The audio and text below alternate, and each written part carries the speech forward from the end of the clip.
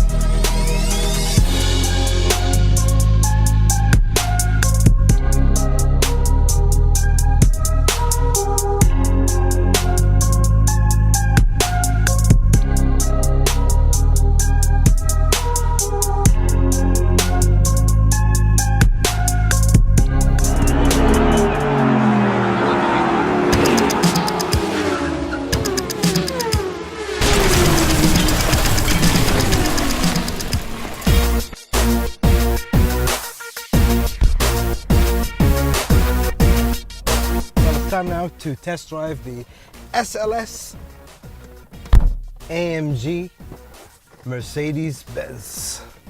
But first of all, safety.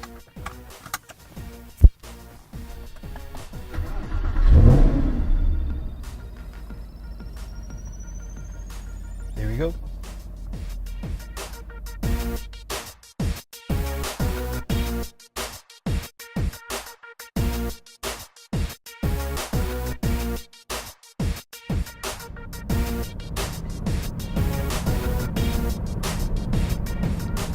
This car is the SLS Mercedes AMG, built in 2011. Mercedes-Benz usually build their supercars in cooperation with McLaren, but the partnership ended with McLaren, so Mercedes went back to AMG to build this car, a successor to the McLaren SLR. So AMG came up with a beautiful design and used the 6.2 liter V8 naturally aspirated engine, although on the side it says 6.3. And the reason why Mercedes kept 6.3 logo on the side of the car is a homage to the V8 engines that Mercedes used in the 70s and 80s, the big V8 on the Mercedes 600. So that's why the side badge says 6.3, although this car is a 6.2. 0 to 100, this car is in about 3.6, 3.7 seconds. Horsepower from this beautiful V8 naturally aspirated is 563, which is one more horsepower than the Ferrari 458 Italia. And of course, this car was built to compete against the Ferrari 458 and the 911 GT3 RS.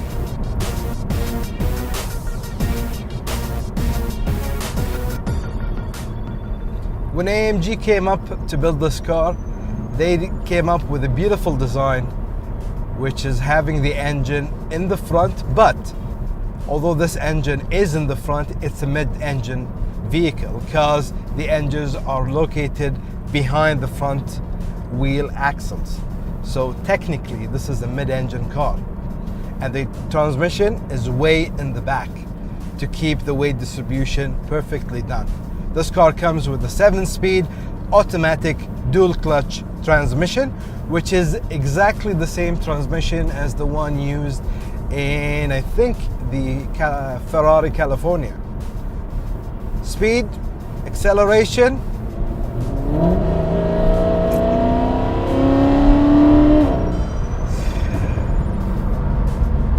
smiles all the way. The gear shifts are nice, they're instant, beautiful, beautiful to drive.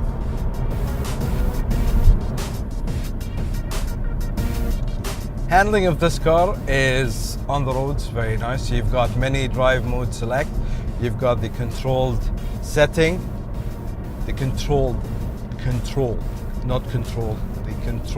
setting. Then you've got sport, then you've got sport plus, And then you've got your manual where you can use the flappy pedals on the side of the steering wheel, backside of course, up and down. Taking this car to the track, well, it's gonna be fun for one reason, because the backside of the car always wants to pop out and you can do silly, crazy drifts in this car. Of course, it's not accurate as the 911 on the track, the GT3 RS or the Ferrari Italia, but it's absolutely fun. Taking this car to the track will be absolutely great, especially for people who like to enjoy the drive instead of competing and getting the precise entry and exit from each turn.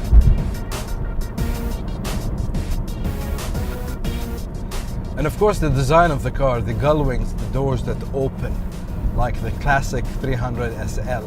This car has won many awards for best design in the years 2011, 12 and 13. I don't know why Mercedes opted not to go with the gull wing doors in the AMG GT, but maybe it's because the AMG GT is designed to compete against the Porsche 911, which this car can't because it's big, it's bulkier, and it's not that precise on turns and curves. Trust me. I remember when this car first came out and I was like, wow, I'd love to drive the SLS. It has something about the design. The looks in front, not your typical Mercedes. The SLR had a lot of elements from the E-Class and the SL, but this car is totally different. The lights in front, the front grille, big, aggressive, the lights coming, the back side of the car, the twin exhaust in the back. It looked great, and especially the feature that this car had that most cars nowadays don't have is the gull wing door. I wanted to drive one, and today driving it, it's like a dream come true. I'm enjoying every single minute of this car. Because this car was built in 2011, a lot of the high-tech features that we can see now in modern cars, like the touchscreen information system, the virtual cockpits, it's not existent in this one. You've got your analog dials, your speedo, your tech, and a screen with basic controls like navigation, audio, telephone, video, and system. You know, other than that, this car is basically stock from the inside. Typical Mercedes. Even the buttons is all common between all Mercedes-Benz's classes. You know, you even got a black and white screen in the middle, just giving you your basic information like oil temperature, pressure, and temperature outside, which drive you're in, gear, time. It's all basic, it's all nice, not complicated.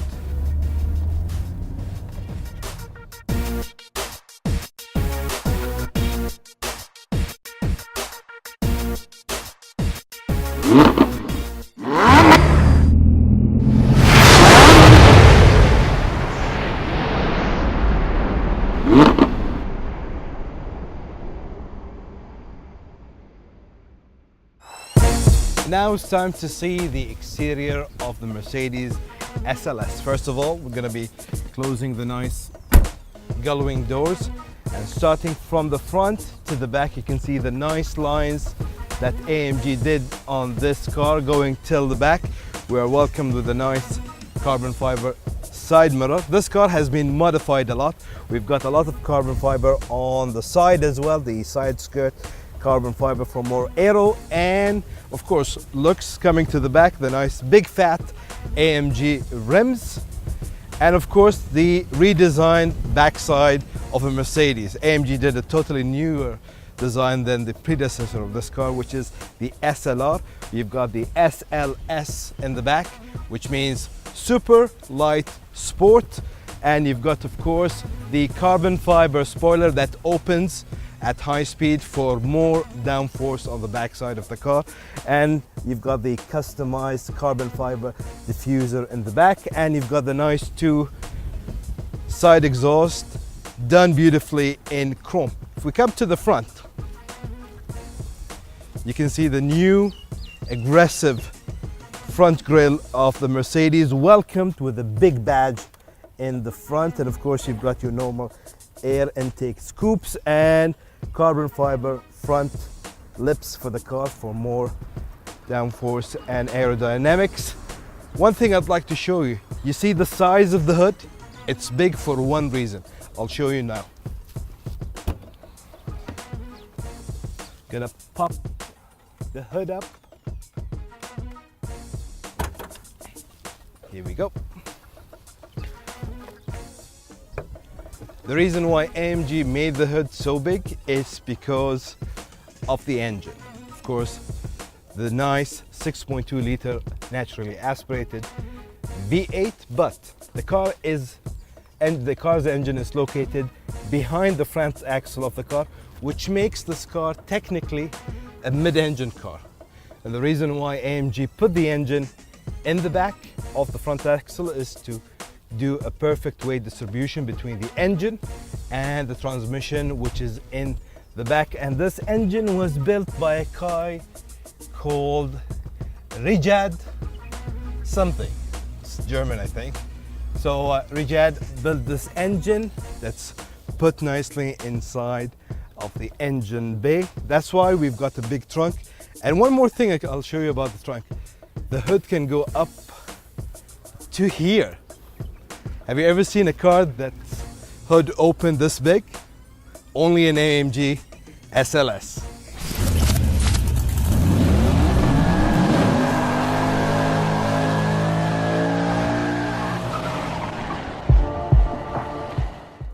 Coming to the interior of the SLS, it's a normal, typical Mercedes from the year 2011. All the dials, instruments are standard from some of the models that Mercedes shares with other platforms, the S, the E, and C. AC vents are done nicely. It has this Art Deco style, like a fin of an airplane from the back. You've got your screen, which is the typical screens from 2010-11.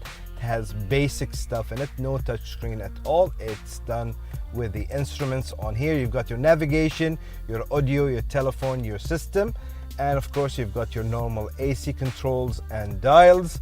You've got the gear lever with P, R, N, and D, easy to use. The dial to control your screen, and you've got this dial over here which has C for comfort, S for sport. I don't know why I said S for S. Well, it says S. And then you've got the S Plus, which is the S Sport, and you've got M, which is manual shift, which you use the flappy pedals behind the steering wheel. And you've got your on and off button, traction control on and off, the controls for your rear spoiler in the back, and of course you've got the AMG button, because once you press this button, this car goes to super mode and everything is optimized to give you the maximum power, speed, shifting of the gears. The instrument cluster is typical, it's analog.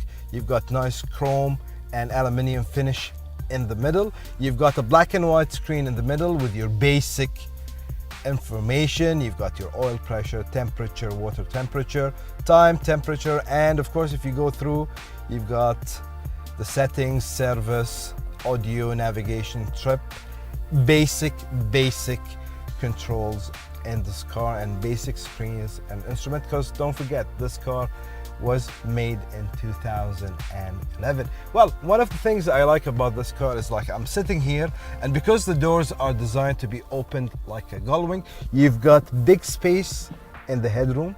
It's carved out, so you've got enough headroom for yourself. And of course everything is done nicely with nice red and black leather all over. I found one trick that most people who own SLS wouldn't know is that the on and off ignition is this button, but in case this button fails, you've got another way to start this car. All you need to do is open this compartment in the back and insert the key in it and just turn. Simple as that. And we're ready to go.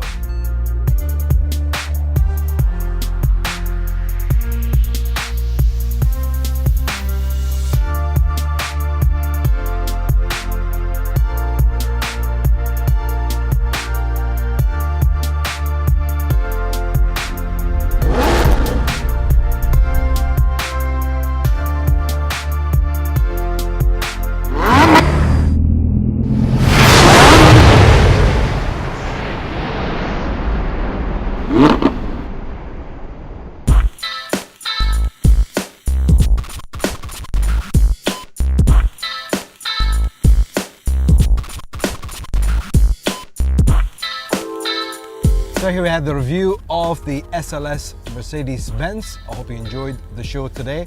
That's all for today. I hope you join us next time on Traction Control. This is Mohammed Janahi, wishing you all the best.